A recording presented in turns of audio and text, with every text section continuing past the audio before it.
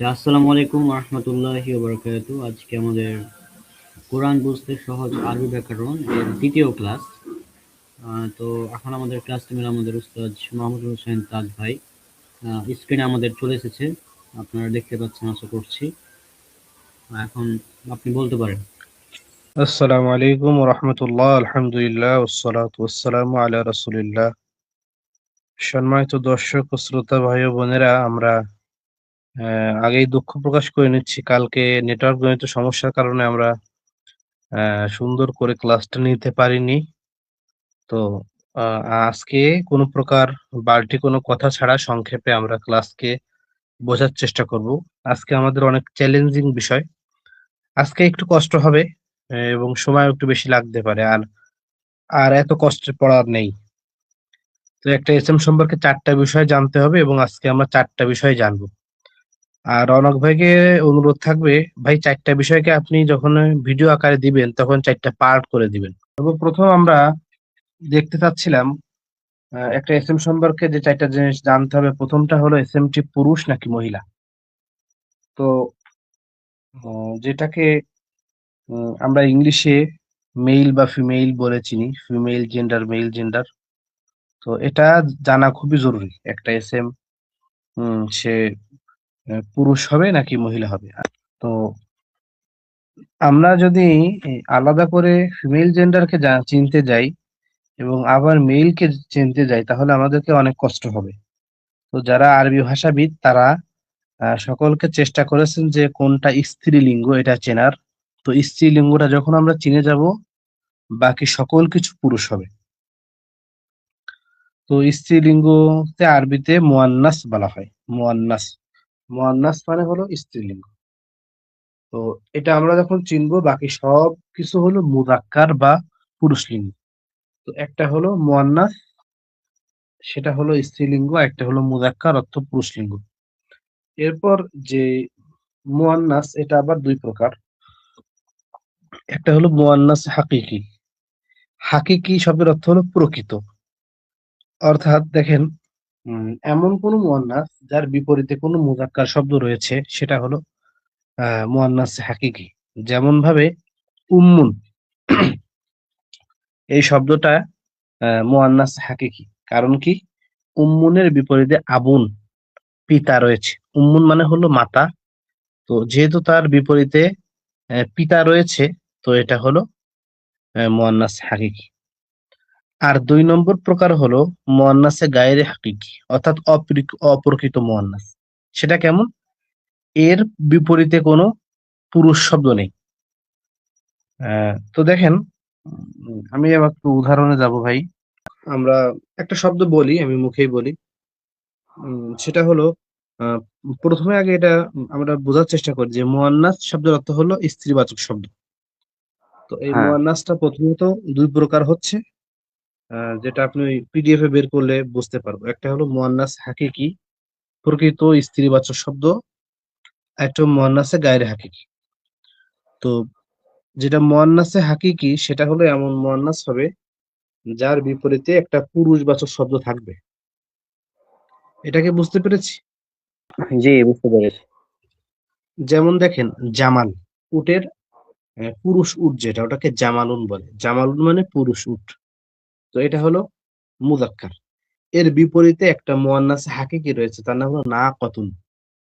তো না কতুন শব্দের অর্থ হলো স্ত্রী উট। তো এটা হলো মুয়ান্নাসে হাকিকি। এখন এই যে এটা হলো মুয়ান্নাসে গায়রে হাকিকি বা অপ্রকৃত মুয়ান্নাস, সেটা কি কোনো চিহ্ন দেখে এটাকে চিনতে হবে, অথবা আরবদের কাছে শুনে আমাদেরকে বলতে হবে।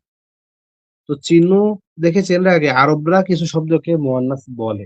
যেটা মুয়ান্নাসে গায়রে হাকিকি এটা নিয়ে কথা বলি। কিছু আছে যে আরবদের কাছ থেকে শুনে আমরা মুয়ান্নাস বলি। যেমন শামসুন শব্দের অর্থ হলো সূর্য। এই হুম। শব্দটা মুয়ান্নাস, অর্থাৎ আরবরা সূর্যকে মুয়ান্নাস হিসেবে ব্যবহার করে। এটা কেমন মুয়ান্নাস? মুয়ান্নাসে গায়রে হাকিকি এবং সিমাই, মানে শুনে শুনে এটাকে আমরা আরো মানে বলছি। এরপর দেখেন আচ্ছা। মদ। মদের আরবি হলো খামরুন। খ মিম র। খমরুন। তো এই শব্দটাকেও আরবরা মুয়ান্নাস হিসেবে ব্যবহার করে। এরপরে দেখেন মানুষের দেহে যে জোড়া অঙ্গগুলো রয়েছে, যেমন ভাবে হাতের আরবি হলো ইয়াদুন, ইয়া এরপরে দাল, ইয়াদুন। তো এই শব্দটা মুয়ান্নাস এবং মুয়ান্নাসের সিমাই, শুনে শুনে মুয়ান্নাস, কারণ কি আরবরা ব্যবহার করে।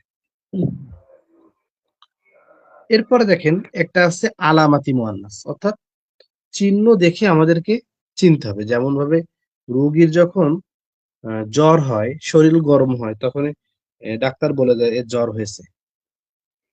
তো এমন কিছু মুয়ান্নাস আছে যেগুলো নির্দিষ্ট কোনো চিহ্ন দেখে আমরা উম বুঝতে পারি এটা মুয়ান্নাস। তো এটাকে বলে মুয়ান্নাসে আলামাতি, অর্থাৎ আলামাত দেখে দেখে এটাকে আমরা মুয়ান্নাস বলি, একদম শেষের লাইনে।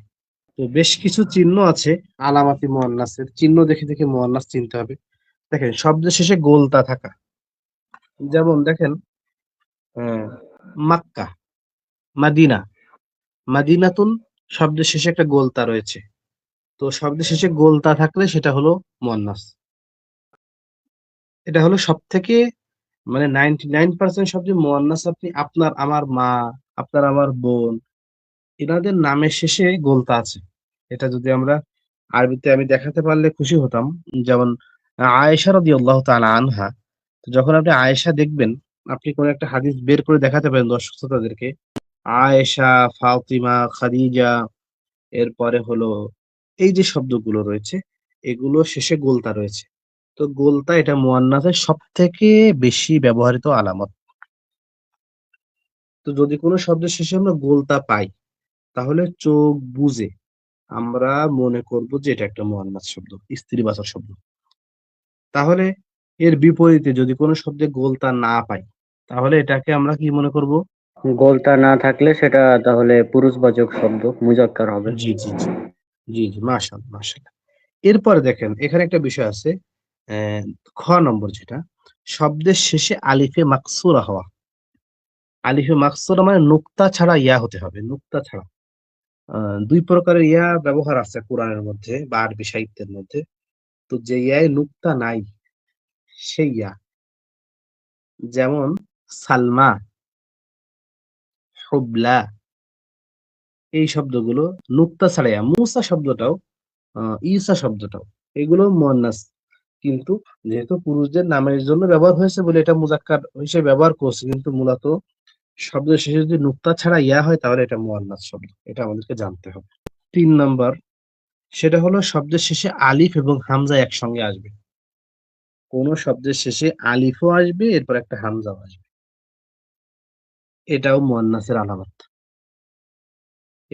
এটাকে বলা হয় আলিফে মামদুদা, লম্বা আলিফ।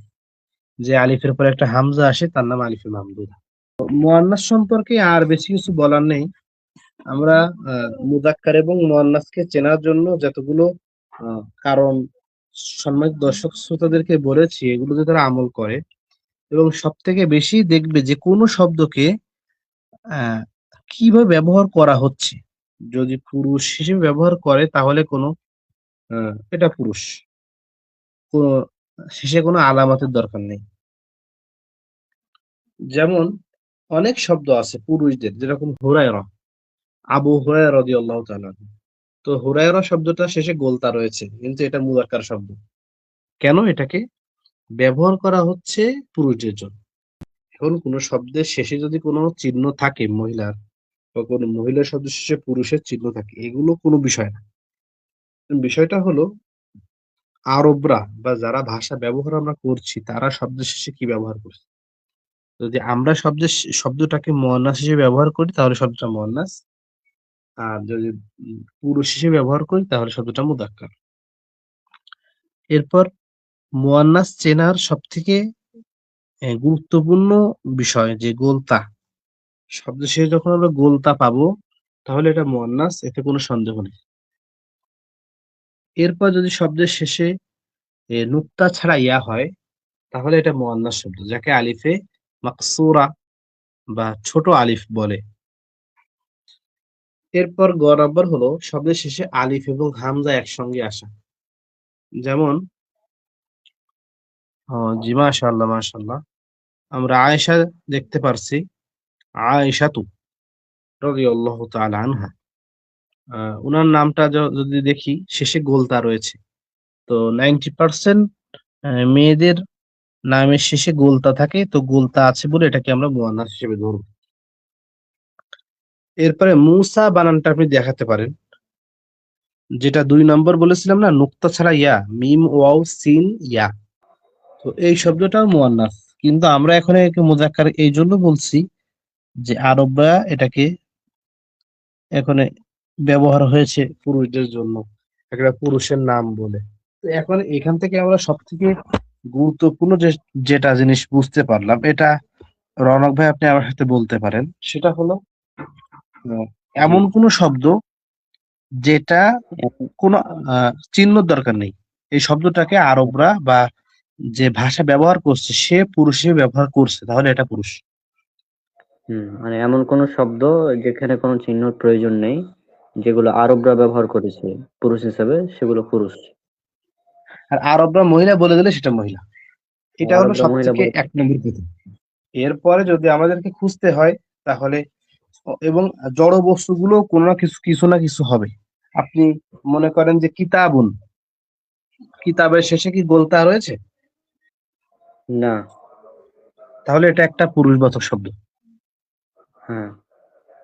কলামুন, এর ভিতরে কি গোলতা আছে শেষে? নাই। না। তাহলে এটা একটা পুরুষবাচক শব্দ। আবার জুলমাতুন, জুলমাতুন মানে হলো অন্ধকার, জুলমাতুন, লাম হুম। মিম গোলতা, অন্ধকার। জুলমাতুন এটা গোলতা রয়েছে, তো এটা একটা স্ত্রীবাচক শব্দ। আমরা আরো সামনে যাব, একটা বিষয় শুধুমাত্র দর্শকদেরকে অবগতির জন্য জানাতে হবে, সেটা হলো আহ, আমরা মুয়ান্নাস এবং মুযাক্কার চিনবো 2টা জিনিস দেখে সব থেকে জরুরি। সেটা হলো শব্দটা কি কাদের জন্য ব্যবহার করা হচ্ছে এটা দেখতে হবে। এটা হলো সব থেকে প্রথম কারণ। 2 নাম্বার হলো শব্দ শেষে আমরা গোলতা খুঁজবো। যদি শব্দ শেষে গোলতা পাই তাহলে বোঝা গেল এটা একটা আহ, মুয়ান্নাস শব্দ। আর বাকি সকল শব্দ আমরা পৃথিবীর ভিতরে মুযাক্কার বা পুরুষবাচক হিসেবে ব্যবহার করব। এরপর 2 নম্বর হলো বচন, শব্দের বচন নির্ণয়। এটা খুবই জরুরি বিষয়। অর্থাৎ আমি যদি আপনাকে বলি এইভাবে যে রওনক ভাই আপনারা কেমন আছেন, তো এটা তো আমি মনে করবো যে আমরা শব্দের এক বচন বা দ্বিবচন বুঝি না। তো কোরআনের হুম। ভিতরে কোন শব্দটা এক বচন হবে, না হয় দ্বিবচন হবে, না হলে বহুবচন হবে। সেই ক্ষেত্রে এক বচন শব্দগুলোকে আমাদেরকে মুখস্থ করতে হবে। সেগুলো আমাদেরকে ডিকশনারি দেখে, কোরআন দেখে মুখস্থ করতে হবে। যেমন সর্বপ্রথমে একটা এক বচন শব্দ বলি, কিতাবুন। এটা কোরআনের ভিতরে আছে, কোরআন খুললেই পাচ্ছি, দালিকাল কিতাব। হুম। তো এই যে কিতাবুন শব্দটা, এটা একটা এক বচন শব্দ, এটা আমরা বুঝতে পেরেছি, একটি বই।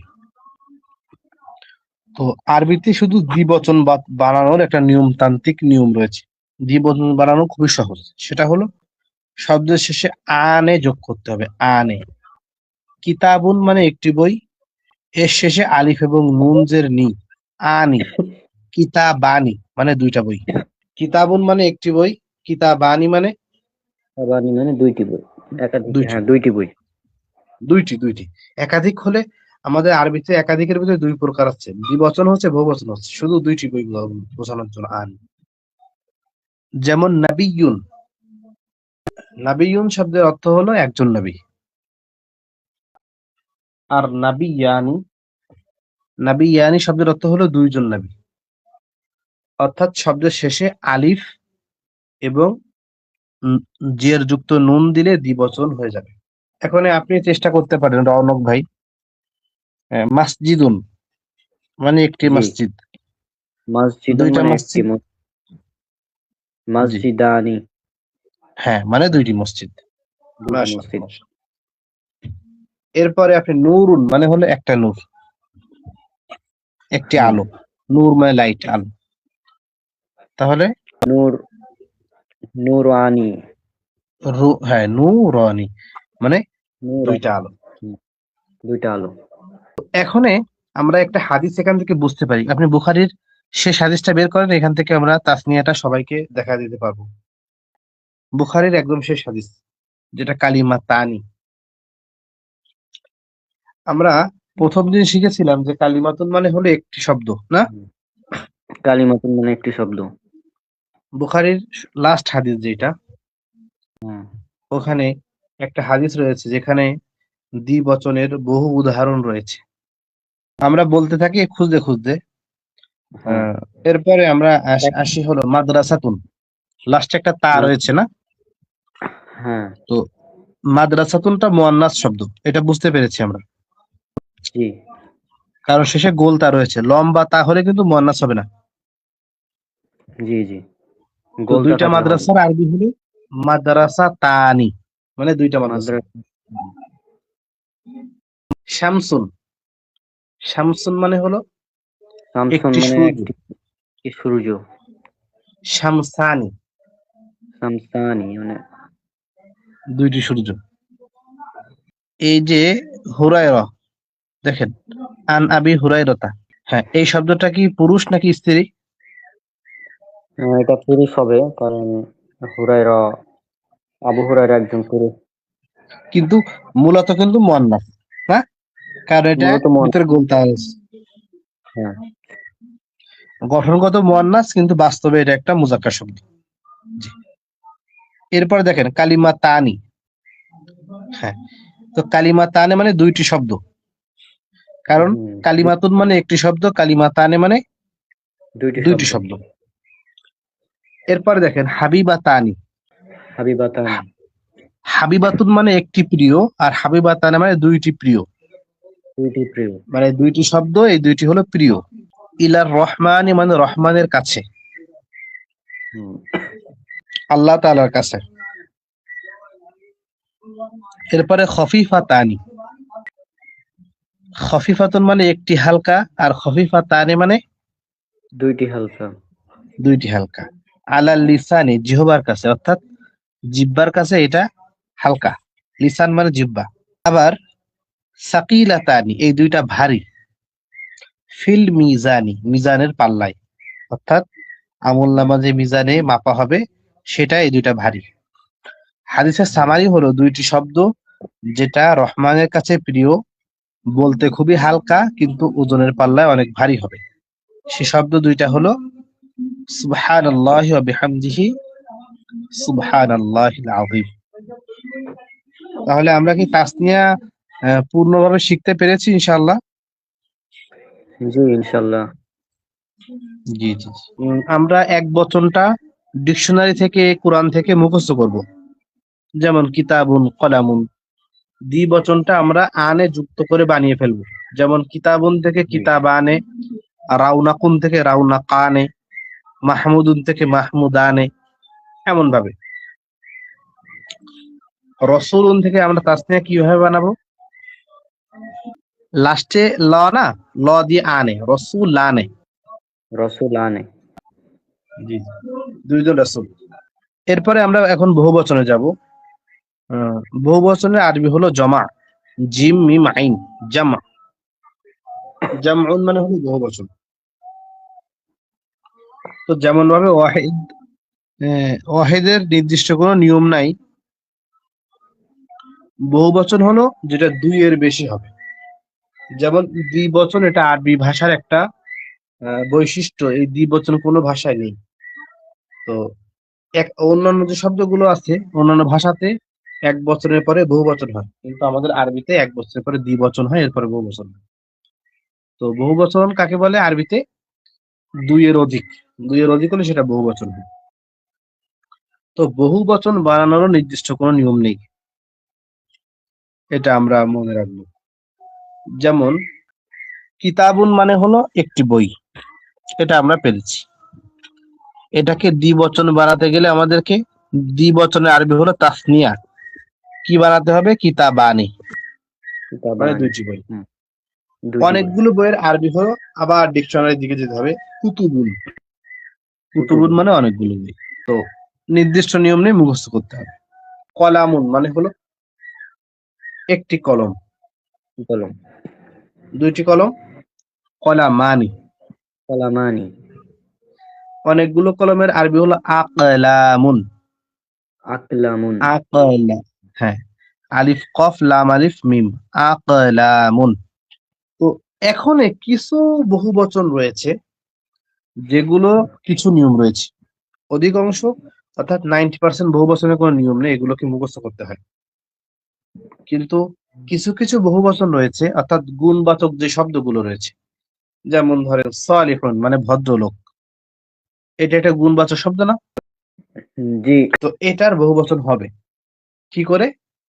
শব্দের শেষে আপনাকে উ না লিখতে হবে, উ না, ওয়াও এবং নুন জবর না। যেমন সালিহুন, দুইটা একজন ভালো লোক, দুইটা ভালো লোক সালিহানে। সলিহানে আর সলিহুনা। হ্যাঁ, সালিহুনা মানে অনেকগুলো ভালো লোক। এটার নাম হলো জমা মুযাক্কার সালিম, অর্থাৎ জমা হবে, অর্থাৎ বহুবচন হবে, মুযাক্কার হবে, পুরুষ হবে এবং সালিম মানে সুস্থ হবে। অর্থাৎ ওয়াহেদের যে ওজনটা এটা ঠিক থেকে বহুবচনটি হবে। তো এটার নাম জমা মুযাক্কার সালিম। মুসলিমুন একজন মুসলিম, মুসলিমানি মানে, দুইজন মুসলিম। মুসলিমুনা মানে অনেকগুলো মুসলিম। এগুলো মুসলিম। এরপরে দেখেন মুশরিকুন, এটা একটা খারাপ গুণ কিন্তু গুণবাচক শব্দ। হ্যাঁ। মুশরিকুন, মুশরিকানে, মুশরিকুনা। মুসলিমুনা। তো যেই বহুবচনটা যেই শব্দগুলোর বহুবচন হয় নিয়মতান্ত্রিক, যেটার নাম জমা মুযাক্কার সালিম, জমা মুযাক্কার সালিম। এমন মুনাফিকুন মানে একজন মুনাফিক, মুনাফিকনে মানে, দুইজন মুনাফিক। মুনাফিকুনা মানে অনেকগুলো মুনাফিক। মুনাফিক। মাশাআল্লাহ, মাশাআল্লাহ। এখন আমরা মুয়ান্নাস থেকে এক বচন, দ্বিবচন, বহুবচন বানাবো। যেমন একজন মুসলিম, আমরা মুসলিমুন বলেছি না, পুরুষ মুসলিম। জি। তো একজন মহিলা মুসলিমকে বলবো কি? মুসলিমাতুন, গোলতা দিতে হবে। মুসলিমাতুন। হ্যাঁ। তাহলে 1 নম্বর শিক্ষা হলো পুরুষ থেকে স্ত্রী বানাতে হলে শব্দের শেষে গোলতা দিতে হবে। জি। মুসলিমাতুন একজন মুসলিম মহিলা, মুসলিমাতানি মানে, দুইজন মুসলিম মহিলা। আর শব্দের শেষে আলিফ এবং লম্বা তা দিলে হয়ে যাবে জমা মুয়ান্নাস সালিম, অর্থাৎ অনেকগুলো মুসলিম মহিলা। যেমন মুসলিমাতুন, একটা হলো মুসলিমাতুন টান নাই এবং গোলতা, একটা হলো বলতো। মুসলিমাতুন আলিফ এবং লম্বা তা, এটা হলো জমা মুয়ান্নাস সালিম। মুশরিকুন মানে একজন পুরুষ মুশরিক, মুশরিকাতুন মানে একজন মহিলা মুশরিক। মহিলা মুশরিক। তো মুশরিকাতানে মুশরিকাতান। মানে, মুশরিকাতানে মানে দুইজন মহিলা মুশরিক। আর মুশরিকাতুন লম্বা তা, আলিফের পরে লম্বা তা, তাহলে অনেকগুলো মহিলা মুশরিক। জি জি। আসলে আজকে আমরা যতটুকু পড়লাম এইটুকু একবার সামারি টেনে দিন। কালকে এরবটা আমরা, এরব এবং নির্দিষ্ট অনির্দিষ্টটা কালকে পড়বো, আজকে আমরা এতটুকুই পড়ি। তো আচ্ছা, কালকে নিশ্চয়। বাকি থাকবে হলো নির্দিষ্টতা অনির্দিষ্টতা, একটা হলো এরব হালাত। জি। আপনি একবার বুঝিয়ে দিলে আমি লিভ নিয়ে নিব।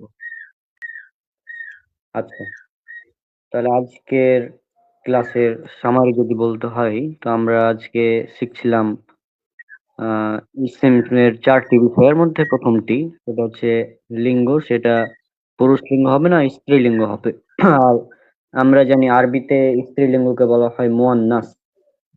মুয়ান্নাস প্রধানত দুই প্রকার। একটা হচ্ছে হাকিকি, যা সৃষ্টিগত মুয়ান্নাস, অর্থাৎ যেমন মা বোন, অর্থাৎ নারী জাতি, এক কথায় সৃষ্টিগত ভাবে।